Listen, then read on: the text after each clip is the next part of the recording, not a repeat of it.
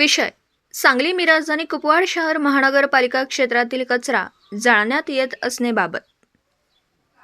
महोदय, आपल्या सांगली मिरज आणि कुपवाड शहर महानगरपालिका क्षेत्रातील सर्वच भागात सकाळी कचरा गोळा करण्यात येतो व त्याच ठिकाणी वाहतूक करण्याचा त्रास नको म्हणून जागेवर पेटवण्यात येतो। सर्रास ठिकाणी त्यात प्लास्टिक पिशव्या मोठ्या प्रमाणात जाळण्यात येतात। एका बाजूला हवेत प्रदूषण रोखण्यासाठी वेगवेगळे उपाय केले जातात, मात्र दुसऱ्या बाजूला अशा पद्धतीने कचरा जाळण्यात येतोय। आज आमराईजवळ रत्नाशी नगर येथे अशाच पद्धतीने कचरा जाळण्यात आला होता। त्यातून मोठ्या प्रमाणात आग लागली होती। त्यात एका पाईप व्यापारीचे मोठ्या प्रमाणात नुकसान झाले। त्याला जबाबदार कोण? तसेच आकाशवाणी, शामराव नगर, खिलारे कार्यालयाजवळ सुद्धा रोज सकाळी अशाच पद्धतीने कचरा जाळण्यात येतोय। त्यामुळे सकाळी फिरायला जाणाऱ्या नागरिकांना श्वास घेण्यास त्रास होतोय। याला जबाबदार कोण?